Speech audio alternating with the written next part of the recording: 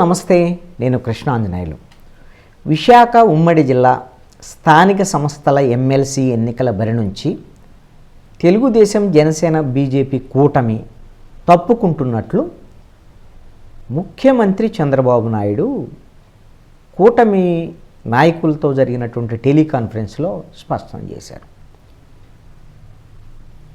ఈ ఎన్నికల్లో గెలవటం పెద్ద కష్టమేం కాదు, గెలవాలంటే పోటీ చేస్తే ఖచ్చితంగా గెలవచ్చు, కానీ హుందాగా రాజకీయం చేయాలనేటువంటిది తమ ఉద్దేశం, కూటమి ఉద్దేశం కూడా. అందుకనే ఈ ఎన్నికల నుంచి పోటీ నుంచి తప్పుకుంటున్నట్లుగా జనసేన, బీజేపీకి తెలుగుదేశం సంబంధించినటువంటి నాయకులతో చంద్రబాబు నాయుడు టెలికాన్ఫరెన్స్లో మాట్లాడారు. చంద్రబాబు నాయుడు తీసుకున్నటువంటి ఈ నిర్ణయాన్ని కూటమి సభ్యులందరూ కూడా ఆహ్వానించారు. చంద్రబాబు నాయుడు చాలా హుందాగా మంచి నిర్ణయం తీసుకున్నారు అనేటువంటి దాని మీద కూడా వాళ్ళు స్పష్టం చేసినటువంటి పరిస్థితి ఉంది. ఇప్పుడు విశాఖ స్థానిక సంస్థల ఎమ్మెల్సీ వైసీపీ అభ్యర్థిగా బొత్స సత్యనారాయణ ఆల్రెడీ వైసీపీ ప్రకటించింది. ఈ రోజు నుంచి నామినేషన్లు. ఆయన నామినేషన్ వేస్తే ఆయన ఎన్నిక దాదాపుగా లాంఛనమే. ఎవరన్నా ఇండిపెండెంట్లుగా ఒకళ్ళు నామినేషన్ వేశారు ఆల్రెడీ. ఇంకా కొంతమంది నామినేషన్లు వేసేదానికి కూడా అవకాశాలు ఉండొచ్చు.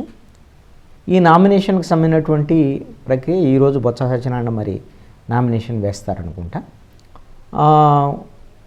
రేపు నామినేషన్లకు సంబంధించినటువంటి స్క్రూట్నీ 14వ తేదీన జరుగుతుంది. 16వ తేదీన నామినేషన్లో ఉపసంహరణ ఉంటుంది.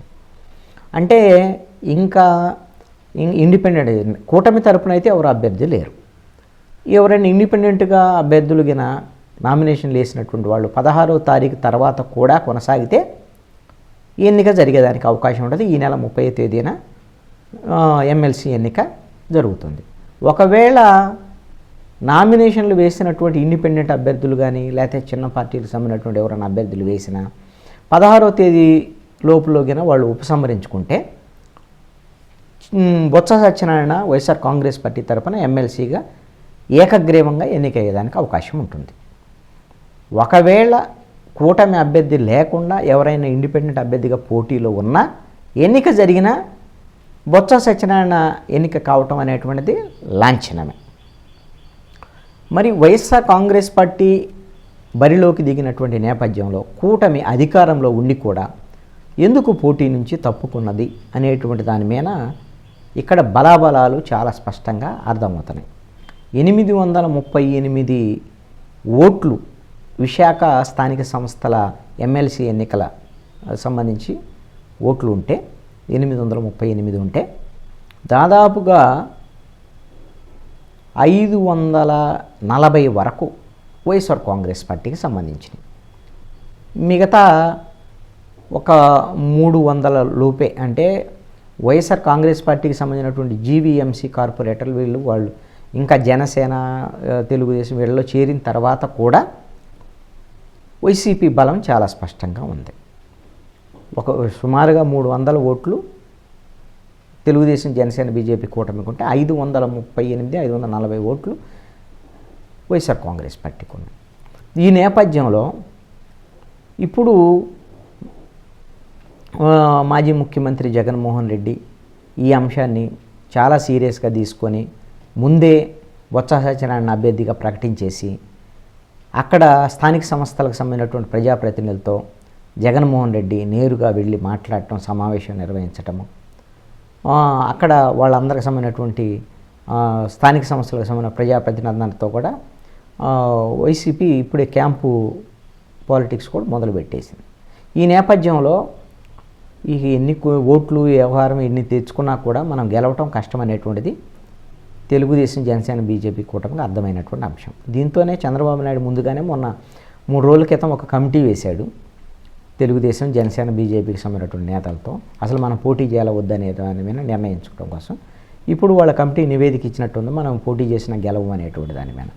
ఈ నేపథ్యంలో మరి ఇప్పుడు పోటీ చేయకపోవటం అనేటువంటిది భయపడి పోలింగ్ నుంచి తప్పుకున్నది, ఓటింగ్ నుంచి ఎన్నికల నుంచి తప్పుకున్నది కూటమి అనేటువంటి దాని మీద వైఎస్ఆర్ కాంగ్రెస్ పార్టీ ఎన్నో ఆరోపణలు అయినా చేస్తే చేయొచ్చేమో. ఎన్ని చేసినా సరే పోటీ చేసి ఓడిపోవటం కన్నా, పోటీ చేసి ఓడిపోతే ఆల్రెడీ అధికారంలో ఉండి ఓడిపోయారనుకోండి, ఈ ప్రభుత్వం మీద ఇప్పుడే వ్యతిరేకత వచ్చింది అనేటువంటి దాని మీద కూడా వైసీపీ మాట్లాడేదానికి అవకాశం ఉండదు. ఇప్పుడు అసలు పోటీయే చేయలేదనుకో, ఆల్రెడీ వాళ్ళకి బలం ఉంది కాబట్టి మేము ఉందాగా వ్యవహరించామనే దాన్ని చెప్పుకోవడానికి అవకాశం ఉండదు. అందుకనే మాజీ ముఖ్యమంత్రి జగన్మోహన్ రెడ్డి ఇంతకుముందే అసలు చంద్రబాబు నాయుడు మీద తీవ్రమైన ఆరోపణలు చేశారు. వాళ్ళు పోటీ పెట్టాలని ఎందుకు అనుకుంటున్నారు, అసలు వాళ్ళకి బలమే లేదు, అంటే ఓట్లు కొనాలనుకుంటాడు, అనైతికమైన రాజకీయాలు చేయడంలో చంద్రబాబు నాయుడు దిట్ట అని చాలా ఆరోపణలు చేశాడు. ఒక రకంగా కూటమిని డిఫెన్స్లోకి నెట్టాడు జగన్మోహన్ రెడ్డి. ఏకంగా పావులు గదిపాడు జగన్మోహన్ రెడ్డి ఈ విషయంలో. బొత్స రంగంలో దింపటం కానివ్వండి, ఎందుకంటే బలమైనటువంటి నేత ఉత్తరాంధ్రలో. చీపురుపల్లి నుంచి ఆయన ఎమ్మెల్యేగా ఓడిపోవచ్చు.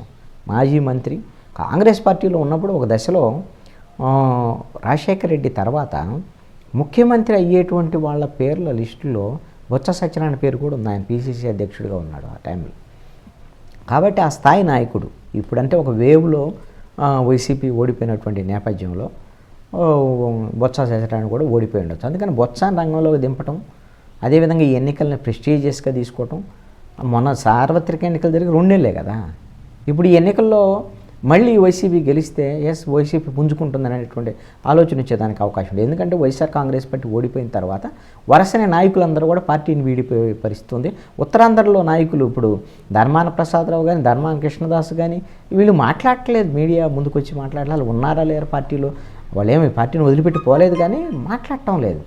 అంటే ఉత్తరాంధ్రలో ఇప్పుడు బొత్స సత్యనారాయణ ఎమ్మెల్సీగా రేపు గెలిస్తే ఖచ్చితంగా వైఎస్ఆర్ కాంగ్రెస్ పార్టీ కొంచెం జవజవాలు వచ్చేదానికి అవకాశం ఉంటుంది. వైసీపీ శ్రేణుల్లో కూడా ఎమ్మెల్సీ ఎన్నికల్లో ఏదో ఒక చిన్న ఇది ప్రవాహంలో కొట్టుకుపోయేటువంటి వాళ్ళకి చిన్న గడ్డి పరకు కూడా ఆధారం లాంటిది. అలాగా ఇప్పుడు ఈ ఎన్నికల్లో వైసీపీ వైసీపీ గెలిచినట్టే లెక్క. ఎందుకోసమంటే కూటమి బరి నుంచి తప్పుకున్నది కాబట్టి. ఈ ఎన్నికల్లో వ్యూహాత్మకంగానే కూటమి వ్యవహరించినట్లు, ఇప్పుడు ఎన్నికల బరి నుంచి తప్పుకోవటం అదేం పరాభవం కాదు, ఓడిపోయినట్టు కాదు, భయపడినట్టు కూడా కాదు అనేటువంటిది నా అభిప్రాయం.